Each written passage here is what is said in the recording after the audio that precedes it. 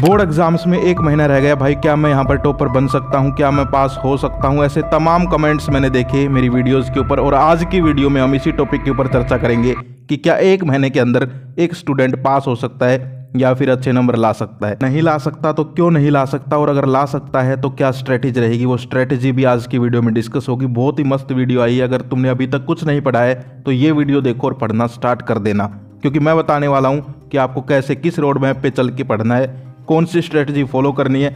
अब आपको वैसे नहीं पढ़ना है जैसे पहले पढ़ते हैं, जब 1 साल यहाँ पर स्टार्टिंग में एडमिशन होता है, पूरा सिलेबस पढ़ रहे हैं, सब कुछ कर रहे हैं, वो नहीं करना है। अब आपको सिर्फ टू द पॉइंट चलना है, और वो कैसे चलना है आज की वीडियो में डिस्कस करेंगे। और गारंटी है अगर तुम ये वीडियो देख रहे हो और इन टिप्स को फॉलो करते हो तो अगर अभी जो है फेल होने की कगार पे खड़े हो तो आराम से पास हो जाओगे। और ये लग रहा है सिर्फ पास हो पाऊंगा तो तुम्हारे बहुत अच्छे नंबर आएंगे, गारंटी है इस बात की। लेकिन फॉलो करने हैं ये टिप्स। Be positive. हाँ फ्रेंड्स, आपको बी पॉजिटिव रहना है। क्यों रहना है? क्योंकि यहाँ पर आप अभी भी क्या सोच रहे हैं कि मैं ऐसा कर सकता हूँ, नहीं कर सकता, तो यही दर्शाता है कि आप नहीं कर सकते। क्योंकि अभी भी आप जो है सिर्फ और सिर्फ ये सोचने में लगे हुए हैं कि क्या ऐसा हो सकता है, मेरे अच्छे नंबर आ सकते हैं, नहीं आ सकते। तो सिर्फ अगर सोचते ही रहे तो अच्छे नंबर लाने के लिए मेहनत कब करोगे? तो अब आपको सोचना बंद करना है। बिल्कुल आ सकते हैं आपके अच्छे नंबर। 2 कैटेगरीज हैं यहाँ पर, मैं क्लियरली बता देता हूँ। उनके अच्छे नंबर आ सकते हैं, वो इस 1 महीने में पास हो सकते हैं, जो कि अब ये वीडियो देखने के बाद इन टिप्स को फॉलो करेंगे और मेहनत करने के लिए तैयार रहेंगे। उनके नहीं आ सकते जो इसके बाद भी कल फिर से ऐसी कोई वीडियो देखेंगे, उसके बाद फिर से ऐसी वीडियो देखेंगे, सिर्फ सोचते रहेंगे कि आ सकते नहीं आ सकते। उनके नहीं आएंगे। सोचने से नहीं होता, करने से होता है। आपको करना पड़ेगा। क्या किसी ने सोचा था कि यहाँ पर एक शहर में एक बंदा है और दूसरी सिटी में एक बंदा है, दोनों आपस में बात कर सकते हैं? लेकिन फिर हुआ क्या? फ़ोन आ गया। क्या किसी ने सोचा था कि यहाँ पर हम ऊपर आकाश में उड़ सकते हैं? हुआ, हवाई जहाज़ आ गया। तुम्हारे भी अच्छे नंबर आ सकते हैं, लेकिन सिर्फ तुम्हें अब एक बार सोच लिया, बस हार्ड वर्क करना है। तो आप बिल्कुल अब सोचना छोड़ दीजिए कि क्या ऐसा हो सकता है, नहीं हो सकता। बिल्कुल हो सकता है, गारंटी दे रहा हूँ। और ऐसा एक इंसिडेंट भी बता देता हूँ। पिछले साल 10th क्लास का एक स्टूडेंट था, शायद वीडियो भी होगी, उसने यहाँ पर फरवरी में पढ़ना स्टार्ट किया, क्योंकि वो थोड़ा बीमार चलता था, उसको जो है एक डिजीज़ था, और उसके जो है अच्छे नंबर आए। मैं कह रहा कि टॉपर तो नहीं बना, लेकिन उसने कहा था कि भाई मैं टॉपर बनूंगा, लेकिन वो खुद का टॉपर बन गया। समाज के लिए, सोसाइटी के लिए टॉपर नहीं बना। सोसाइटी के लिए तो टॉपर वो होते हैं जिनके 98, 97, 95 आते हैं, लेकिन वो खुद का टॉपर बन गया, अपनी फैमिली का टॉपर बन गया, और उसके आए 82%। तो यार अगर वो ला सकता है तो तुम भी ला सकते हो। 82% नंबर भी कम नहीं होते, मेरिट बन गई। तो तुम लोग कर सकते हो। आपको सिर्फ पॉजिटिव रहना है। Know your syllabus and books. हाँ, सही सुन रहे हो, हंसो मत। सबसे पहले तुम्हें ये पता होना चाहिए कि मेरे कौन कौन से सब्जेक्ट हैं, क्या क्या बुक्स हैं, क्या क्या उनके अंदर सिलेबस है।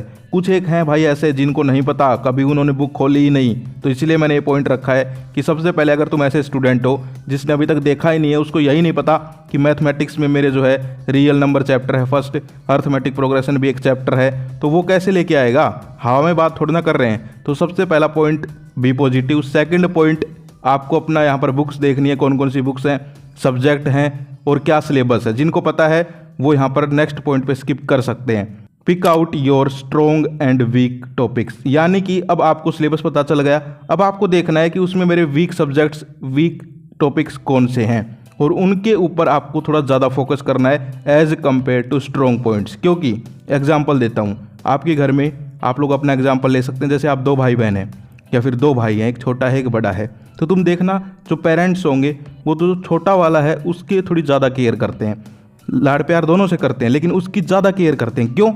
क्योंकि वो अभी छोटा है, वीक है। तो ऐसे ही आपको करना है।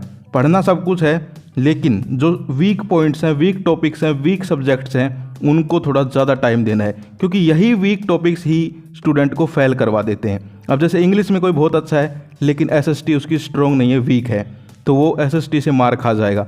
तो आपको चोट वहाँ करनी है जहाँ पर आप मार खा सकते हो। जो स्ट्रॉन्ग है वो तो स्ट्रॉन्ग है ही, जो वीक है उसको संभालना है पहले, ठीक है? तो ये पॉइंट हो गया क्लियर कि भाई आपको जो है अपने वीक टॉपिक्स जो हैं और स्ट्रॉन्ग टॉपिक हैं उनकी लिस्ट बना लेनी है। जो वीक टॉपिक्स हैं उनके ऊपर थोड़ा ज़्यादा फोकस करना है। Avoid social media. Main point इस वीडियो का, अवॉइड सोशल मीडिया। यही वो चीज़ है जो कि आपको अच्छे नंबर नहीं लाने देती गाइस, यही वो चीज़ है। क्योंकि आज के टाइम में और कोई डिस्ट्रैक्शन नहीं है, सिर्फ ये फ़ोन वो डिस्ट्रैक्शन है जो कि आपको रोकती है। इंस्टाग्राम्स पे वो अच्छी अच्छी लड़कियां देखना, अच्छे अच्छे गाने सुनना, अच्छी अच्छी रील्स देखना, ये करना वो करना, ये सारी चीज़ें तुम्हें रोक रही हैं तुम्हें 80% 90% लाने से। तो तुम्हें अवॉइड करना पड़ेगा सोशल मीडिया, क्योंकि 1 मंथ बचा है। इस 1 मंथ के अंदर आपको जो है पूरी जी जान के साथ सिर्फ और सिर्फ पढ़ाई करनी है। फिर जब एग्ज़ाम हो जाएं उसके बाद मैं कहता हूं तुम चाहे सारे दिन इंस्टाग्राम चलाना, पड़े रहना बेड के अंदर, ठीक है, देखते रहना जो देखना है, लेकिन सिर्फ और सिर्फ ये 1 महीना, क्योंकि अगर तुम इस वीडियो में आ गए हो तो सिर्फ अब 1 महीने जो है कंट्रोल करो और सोशल मीडिया को अवॉइड करो। सिर्फ और सिर्फ काम की चीज़ें देखनी है, क्योंकि यहाँ पर आपको पता है यूट्यूब हुआ, टेलीग्राम हुआ, ऐसे कुछ ऐप्स हैं जहाँ पर आपको नोट्स मिल जाते हैं, स्टडी लेक्चर्स मिल जाते हैं, अपडेट्स मिल जाती हैं। सिर्फ और सिर्फ ये आपके फ़ोन में होने चाहिए। इसके अलावा जो यहाँ पर आपको डिस्ट्रैक्ट करते हैं, कोई गेम डाउनलोड कर रहा है, कर दो डिलीट। फ्री फायर में लड़ने से कुछ नहीं होगा, अब तुम्हें अपनी ज़िंदगी में लड़ना पड़ेगा। इस 1 महीने के अंदर लड़ना पड़ेगा इन एग्जाम्स के साथ। कुछ और डाउनलोड कर रखा है, कर दो uninstall. Study early in the morning. हाँ गाइस, आपको बहुत सारी वीडियोज़ मिल जाएंगी जो कहते हैं कि नाइट में पढ़िए, नाइट आउल हैं, ये हैं, लेकिन जो यहाँ पर सबसे बेस्ट टाइम है स्टडी का सभी के लिए वो मॉर्निंग ही है गाइस, क्योंकि मॉर्निंग जो है वो ब्रह्म मुहूर्त है।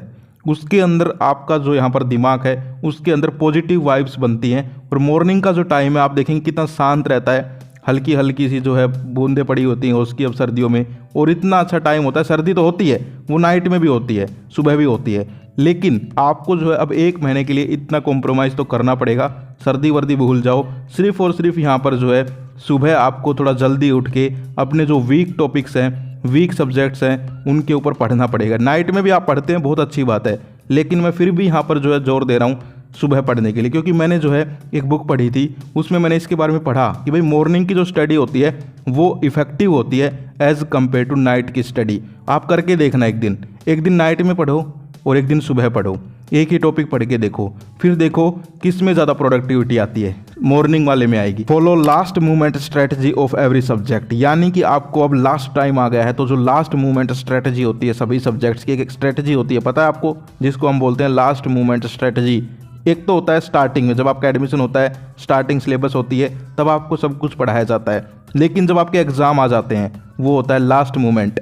तो वहाँ पर आपको कैसे पढ़ना है उसकी एक स्ट्रेटजी होती है हर एक सब्जेक्ट की, जो कि अब मैं डिस्कस करता हूँ इस पॉइंट में। सबसे पहले हम बात कर लेते हैं एसएसटी की, क्योंकि ये यहाँ पर बहुत सारे स्टूडेंट्स को हार्ड लगता है। तो एसएसटी के अंदर आपको क्या करना है, सबसे पहले तो जो यहाँ पर आपके मेन हिस्टोरिकल इवेंट्स हुए हैं, कोई घटनाएं हुई हैं, वो सारी की सारी आपको याद होनी चाहिए। या तो आप ऐसा कर सकते हैं, एक पेज ले लो, उसके ऊपर अपनी मेन लिख लो, वो एक पेज है उसमें ही सब कुछ लिख लो सारा का सारा, और वो एक पेज अपने पास रखो, उसको पढ़ते रहो, बीच में जब भी टाइम मिले एक बार नज़र मार ली, और एसएस के सारे की पॉइंट्स आपको याद होते रहेंगे।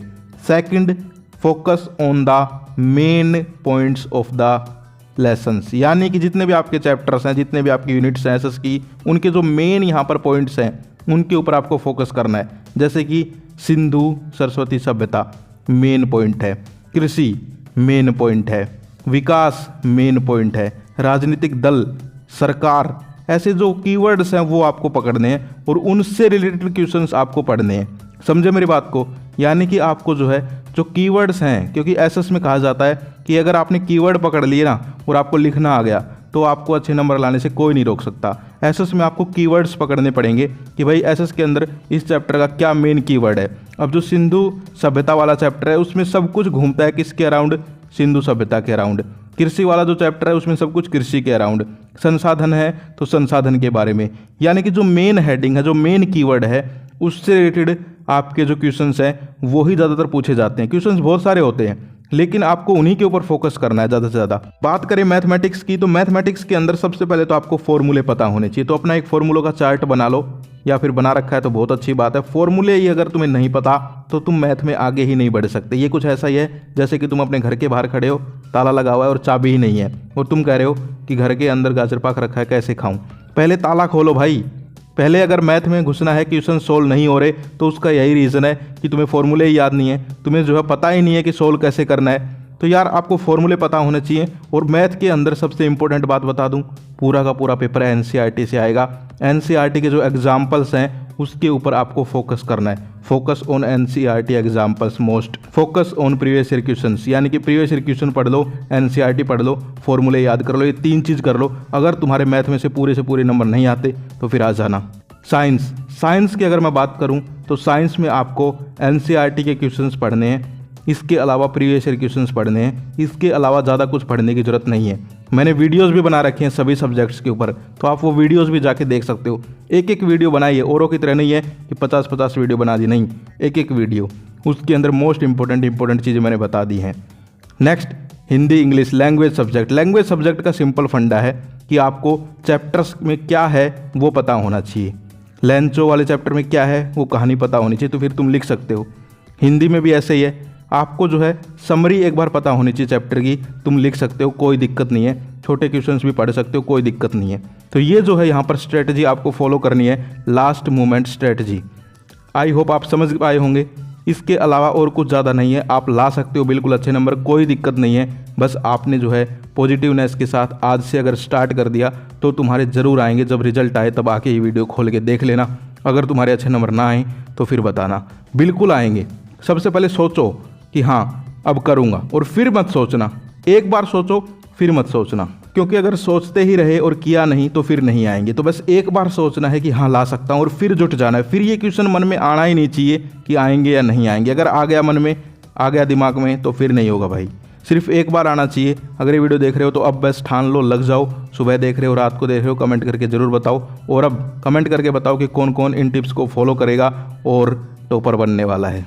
आज के लिए इतना ही, फिर मिलते हैं। जय हिंद, जय भारत।